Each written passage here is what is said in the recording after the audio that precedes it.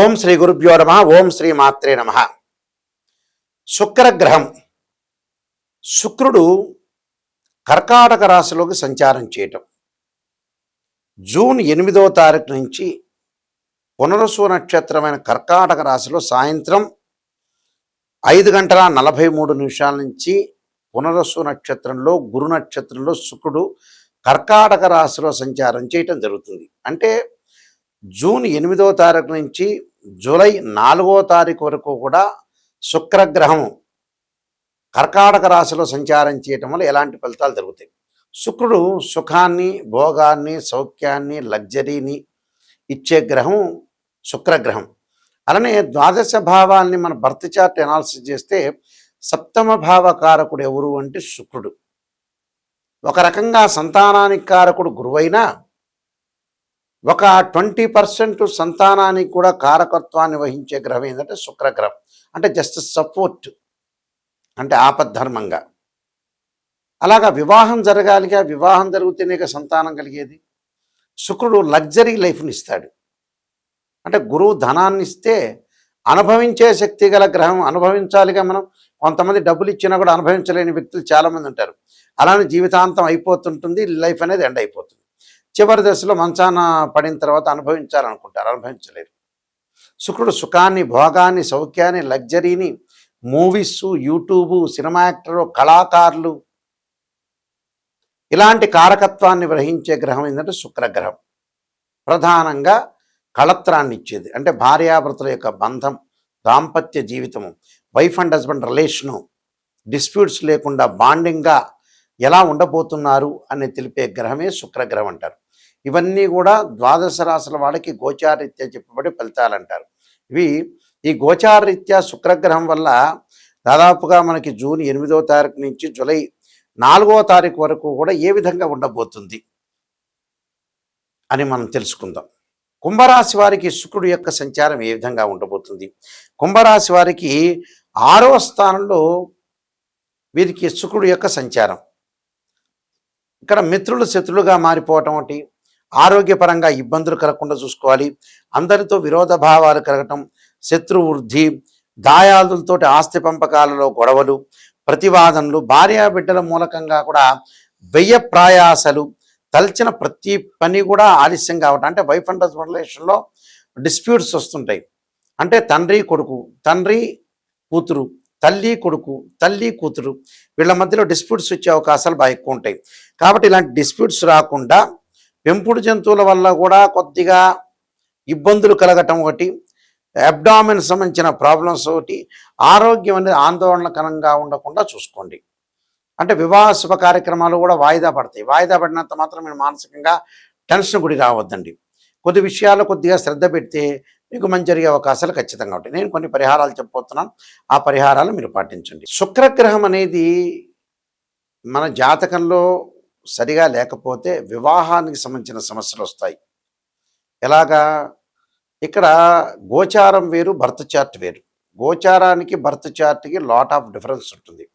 గోచారం అంటే ఒక చెట్టు ఉంటుంది, ఆ చెట్టు పైన కొమ్మలు ఉంటాయి, ఆ కొమ్మలకి ఆకులు ఉంటాయి.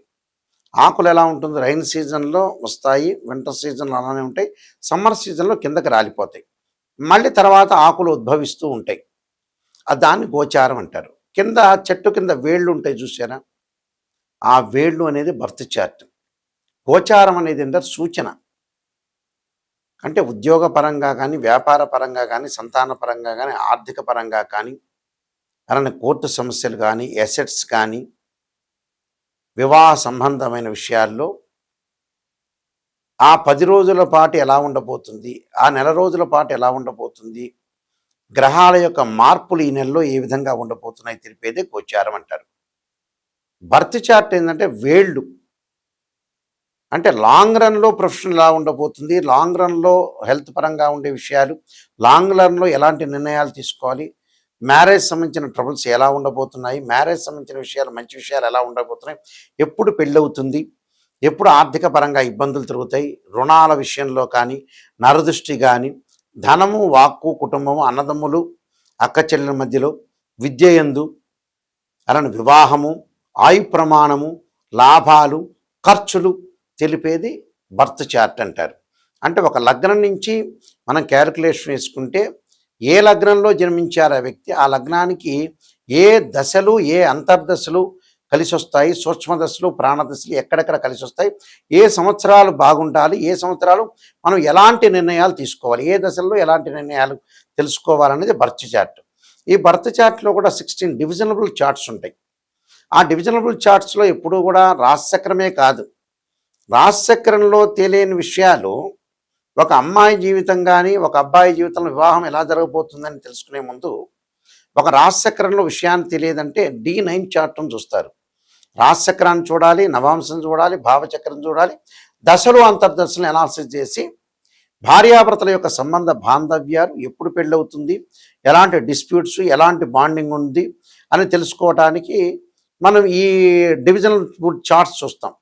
అలానే సంతానం కలుగుతుందా లేదా అంటే రాశిచక్రము, సప్తమాంశము, భావచక్రం, దశలు అంతర్దశలు, సూక్ష్మ దశలు. అలానే వృత్తిపరంగా ఎలా ఉండబోతుంది, రాశిచక్రము, దశమాంశ చక్రము, భావచక్రం ఇలాంటివి చూస్తాం మనం. అంటే ఇవన్నీ కూడా ఒక ఆరోగ్యపరంగా కాకుండా వివాహపరంగా, సంతానపరంగా, ఎర్నింగ్ పరంగా, ఉద్యోగపరంగా కూడా తల్లిదండ్రుల పరంగా కూడా డివిజనబుల్ చార్ట్స్ అని 16 లగ్న కుండలు చూస్తాం మనం. చూసిన తర్వాత కొన్ని ఉచ్చస్థానం, నీచస్థానం, ఉదాహరణకి గురువు ఉన్నాడు అనుకోండి, గురువు ఎలా ఉంటాడు, మా మకర రాశిలో గురువు 5 డిగ్రీల వరకు నీచ, 5 డిగ్రీల తర్వాత పరమనీచ. ఇదే శుక్రగ్రహానికి స్వక్షేత్రాలు మనం చూసుకుంటాం. స్వక్షేత్రాలు ఏంది, వృషభ రాశి, తులారాశి స్వక్షేత్రం.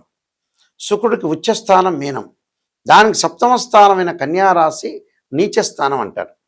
శుక్రుడు ఎక్కడున్నాడు, యోగం అనుభవిస్తున్నామా లేదా అని తెలుసుకోవాలి. చాలామంది కూడా ఈ మధ్యకాలంలో ఏమిటంటే నెగిటివ్ పాజిటివ్ నుండి ఆలోచన చేస్తున్నారు. ఫార్ములా నెంబర్ 1లో మన జీవితం బాగుపడాలంటే ఫస్ట్ నెగిటివ్ తెలుసుకోవాలి. మంచే ఉంది, మీరు జాతకం చెప్పించుకున్నప్పుడు ఒక ఆస్ట్రాలజర్ని అప్రోచ్ అయ్యేటప్పుడు మీకే మంచి విషయాలు తెలుసు, మీకే పరిస్థితులు తెలుస్తుంది, మీరే ఎలా ఉన్నారో మీకే తెలిసిపోతుంది. కానీ నెగిటివ్ తెలుసుకుంటే ఏంటంటే ఫ్యూచర్లో మనం రాబోయే విషయాలు నియంత్రణ చేయొచ్చు, ఎలా దాన్ని ఓవర్కమ్ చేయగలుగుతాం, ఎలాగ మన సందిగ్ధ పరిస్థితుల నుంచి మనం ఎలా ముందుకు వెళ్ళగలుగుతాం, అంటే మనకు ఎలాంటి పరిస్థితులు రాబోతున్నాయి, నిజాన్ని తెలుసుకోవాలి. సత్యం అనేది చాలా ఇంపార్టెంట్. అసత్య ధోరణిలో ఉన్నారనుకోండి, మీరు మోసం చేసుకున్నట్టే. ఎందుకంటే చెబుతున్నా అంటే కొంతమంది ఆస్ట్రాలజర్ని అప్రోచ్ అయ్యేటప్పుడు గురువుగారు బాగా చెప్పండి అంటే పాజిటివ్ వాళ్ళకి ఎక్కువ ఇంట్రెస్ట్, నెగిటివ్ ఇంట్రెస్ట్ ఉండదు. అసలు మనం సర్వనాశనం కావడానికి కారణమే పాజిటివ్నే. ఎంతవరకు పాజిటివ్ చూడాలి అంతవరకే చూడాలి, కానీ నెగిటివ్ని పక్కన పెట్టి అచ్చం పాజిటివ్ అంటే పక్కనోడే పొగుడుతాడు మిమ్మల్ని. ఆస్ట్రాలజర్ వరకు అవసరం లేదు, పక్కన వ్యక్తికి 100 రూపాయలు 200 ఇస్తే పొగడండి అయ్యా అంటే ఓ ముఖ్యమంత్రి తర్వాత మీరే ముఖ్యమంత్రి తర్వాత పొగుడతారు. పొగట్టం వల్ల లాభం ఏంది, మీ జీవితాన్ని మీరే మోసం చేసుకున్నారు, మీ లైఫ్ని మీరే చీటింగ్ చేసుకున్నట్టు అర్థం. అంటే లైఫ్ చీటింగ్. ఫార్ములా నెంబర్ 2 ఇది. ఫార్ములా నెంబర్ 3 ఏంటి, 1, 3 ఏంటి, నెగిటివ్ని పాజిటివ్ చేసుకోవటం, నిజాన్ని తెలుసుకోవటం, నిజాన్ని తెలుసుకొని దాన్ని ఓవర్కమ్ చేయటం అనేది ఫార్ములా నెంబర్ 3 ఇది. అంటే నిజాన్ని తెలుసుకుంటే మన జీవితం అనేది ఖచ్చితంగా మంచి లైఫ్ వస్తుంది. దీనిలో మ్యాథమెటికల్ క్యాలిక్యులేషన్ ఇంపార్టెంట్. ఎలా పడితే అలా జాతకాన్ని చెప్తే ఫలితాలు ఏమి రావు, ఊరికే చెప్పించుకోవడం తప్పితే మీ డబ్బులు దండ తప్పితే ఏముంటుంది అక్కడ. ద్వాదశ భావాలని మనం 12 గళ్ళు ఉంటాయి. ద్వాదశ భావాల్లో తనుభావమని, ధనభావాన్ని, సోదరభాయి భావాలు ఉంటాయి. ఈ 12 భావాలకి అధిపతులు ఉంటారు.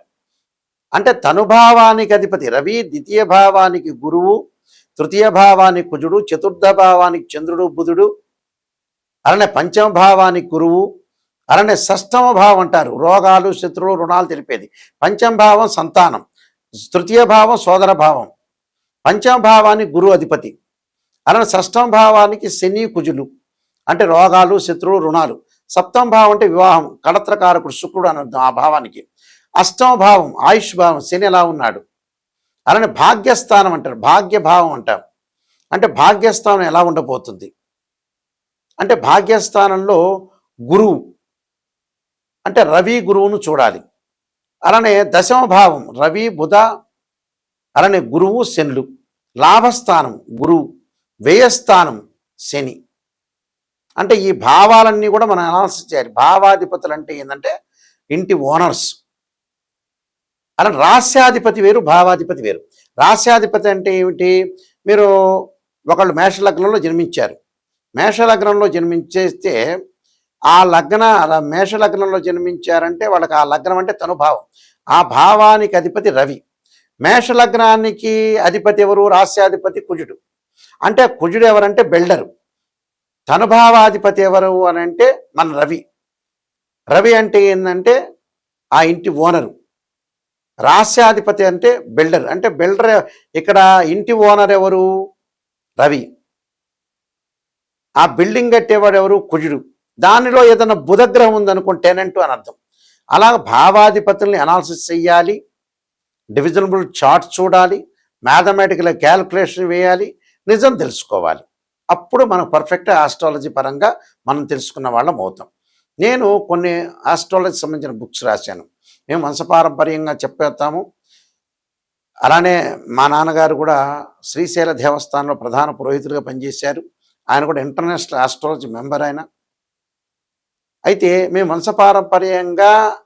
మేము వంశపారంపర్యంగా చెప్పే వ్యక్తులం. అయితే ఇక్కడ నేను నెంబర్ ఆఫ్ ఆస్ట్రాలజీ బుక్స్ రాశాను. అందులో కాలసర్పయోగం అని, రాహుకేతులు, ఛాయాగ్రహాలు, అలానే కాలసర్పయోగ చంద్రిక, అలానే జాతక చంద్రిక, వివాహ మార్తాండము, సర్వదేవతా గోత్రులు పార్ట్ 1, పార్ట్ 2, పుత్రగణపతి వ్రతము, స్వప్నశాస్త్ర ఫలదీపిక, బృహత్ పరిహార సింధు, నవగ్రహ దోషాలు పోవటానికి దశమహావిద్యల యొక్క స్తోత్ర పారణాలు, ప్రొడక్షన్ ఆఫ్ ఆస్ట్రాలజీ, ఇన్ని రకరకాల పుస్తకాలు అనేవి నేను రాశాను. ఈ పుస్తకాలు కూడా, ఈ బుక్స్ కూడా రాజమండ్రిలో ఉన్న మోహన్ పబ్లికేషన్ వారి దగ్గర దొరుకుతాయి.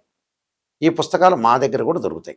మా వెబ్సైట్ www.nayakanti.com, nayakanti.in చూడండి. ఎప్పుడైనా సరే నిజాన్ని తెలుసుకునే వాళ్ళు, నాయకంటి మల్లికార్జున శర్మ గారి దగ్గర బాగుపడతాననుకునే వ్యక్తులు మాత్రమే నాకు ఫోన్ చేయండి. నేను బాగుపడాలి, ఖచ్చితంగా డెవలప్మెంట్ చెందాలి అనే వ్యక్తులు మాత్రమే నాకు ఫోన్ చేయండి. కాలక్షేపానికి, టైంపాస్కి మీ డబ్బులు ఖర్చు పెట్టద్దండి, నాకు ఫోన్ చేయొద్దండి. నిజంగా బాగుపడే వాళ్ళు, నిజాన్ని తెలుసుకునే వాళ్ళు మాత్రమే నాకు ఫోన్ చేయండి. ఆ స్క్రీన్ మీద స్క్రోలింగ్ అవుతున్న నెంబరు మీ నెంబర్ ఉంది. ఆ నెంబర్కి మీరు కాల్ చేయొచ్చు.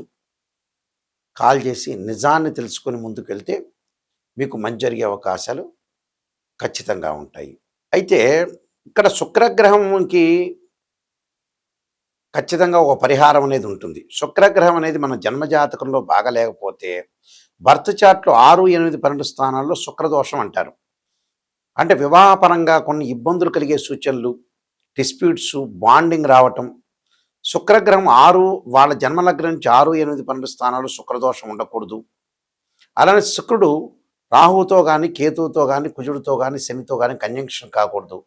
శుక్రుడు ఆరుద్ర, స్వాతి, శతభిష నక్షత్రము, అశ్విని, మఖ, మూల, అలానే మృగశిర, చిత్త, ధనిష్ట నక్షత్రాల్లో, పుష్యమి, అనురాధ, ఉత్తరాభాద్ర నక్షత్రంలో ఉండకూడదు. కళత్రకారకుడు, వివాహకారకుడు శుక్రుడు. ఇక్కడ శుక్రుడు 6, 8, 12 స్థానాల్లో ఉండకూడదు. ఉంటే వివాహపరంగా దోషం అనేది కలుగుతుంది. భార్యాభర్తల మధ్యలో సఖ్యత లేకపోవటం, బాండింగ్ లేకపోవటం, ఎప్పుడూ ఏదో అభిప్రాయం మీద అరుచుకోవటం, విడిపోయే అవకాశాలు ఉండటం, ఇవన్నీ కూడా ఏంటంటే కళత్రకారకుడు శుక్రుడు అంటాం. అంటే వివాహానికి సంబంధించిన విషయాల్లో తెలిపే ప్లానెట్ ఏమిటి, మ్యారేజ్ లైఫ్ని ఇండికేషన్ చేసే ప్లానెట్ ఏంది, రిప్రజెంటివ్ చేసే ప్లానెట్ ఏంటంటే వీనస్ ప్లానెట్. అంటే వివాహపరంగా మానసికంగా ఇబ్బందులు పడకుండా ఎలాంటి సంబంధాలు రాబోతున్నాయి, ఎలాంటి నిర్ణయాలు తీసుకోవాలి, ఒక అమ్మాయికి వివాహం చేసినప్పుడు అత్తగారు ఎలాంటిది, అబ్బాయి ఎలాంటి వాళ్ళు, వాళ్ళ ఫ్యామిలీ బ్యాక్గ్రౌండ్ ఏంటి అనేవి ఖచ్చితంగా. ఎందుకంటే శుక్రగ్రహం అనేది చాలా మోస్ట్ ఇంపార్టెంట్, వివాహానికి సంబంధించిన గ్రహం కాబట్టి లాంగ్ రన్లో వాళ్ళు వైఫ్ అండ్ హస్బెండ్ రిలేషన్ అనేది చాలా లాంగ్ రన్లో ఉండాలి. కాబట్టి శుక్రగ్రహాన్ని ప్రత్యేకంగా మనం చూడాలి. ఆ శుక్రుడు అనేవాడు ఎలా ఉండబోతున్నాడు, అమ్మాయికి కానీ అబ్బాయికి కానీ. ఇప్పుడు అబ్బాయికైనా కూడా అమ్మాయి యొక్క క్యారెక్టర్ ఏంది, వాళ్ళ ఫ్యామిలీ బ్యాక్గ్రౌండ్ ఏంది, అసలు ఎంతకాలం మనం కాపురం చేయగలుగుతాం, ఏదైనా విభేదాలు వస్తాయా, డిఫరెన్స్ ఆఫ్ ఒపీనియన్స్ వస్తాయా అనేది శుక్రగ్రహం తెలుస్తుంది. కాబట్టి శుక్రుడికి సంబంధించిన విషయాలు చాలా జాగ్రత్తగా జాతకాన్ని బట్టి మనం చూసుకోవాలి, బర్త్ చార్ట్ని బట్టి. అలానే శుక్రుడి గ్రహానికి రెమెడీ కూడా ఉంది. శుక్రుడికి అంతరిక్ష దేవత అయిన కమలాదేవి యొక్క స్తోత్రం పాలనం చేయటం, వివాహం కాని స్త్రీ పురుషులు ఎవరైతే ఉంటారో అబ్బాయిలకు వచ్చేటప్పటికల్లా కన్యాపాశుపతాశ్రుతాభిషేకం, అమ్మాయిలకు వచ్చే వరపాశుపతాశ్రుతాభిషేకం, అఘోర గౌరీ పాశుపతాశ్రుతాభిషేకం చేయాలి. ఇవన్నీ కూడా 10 శివలింగాలతో అభిషేకం అనేది ఒకటి ఉంటుంది. పాదర శివలింగం అని, సన్స్టోన్ శివలింగం అని, మరకత శివలింగం అని, పంచలోహాలతో చేసే శివలింగాలు, ఇలాంటి వాటితోని అభిషేకం అనేది చేయాలి. ఈ శుక్రదోషానికి కూడా ముందుగా ఏదైతే మనం పూజ చేసి 35 నిమిషాల సంకల్పం అనేది ఉంటుంది. ఎలా పడితే అలా చేస్తే పూజలు ఫలించవు, విరక్తి భావం కూడా కలిగే అవకాశం ఉంటుంది. ఎందుకంటే చాలామంది కూడా పెట్టుబడులు పెట్టి రకరకాల ఆస్ట్రాలజర్ తెలియని వ్యక్తులతో సంప్రదించి వాళ్ళేదో చెప్పి ఏదో రకంగా పూజలు చేసి ఎక్కడో సామూహికంగా పూజలు చేయటం వల్ల చాలాసార్లు పూజలు ఖర్చు పెట్టి అసలు వాళ్ళు దొరికేటప్పటికల్లా వీళ్ళు పూజలు చేయలేక విరక్తి భావం కలిగి డబ్బులు లేకుండా నీరసించిపోయే అవకాశాలు ఖచ్చితంగా ఉంటాయి. కాబట్టి ఇలాంటి విషయాలన్నీ కూడా చాలా జాగ్రత్తగా వినండి. మీ అందరికీ కూడా శ్రీ పరమేశ్వరుడి యొక్క కరుణాకటాక్షం ఉండాలని ఆశిస్తూ సర్వే జనా సుఖినో భవంతు.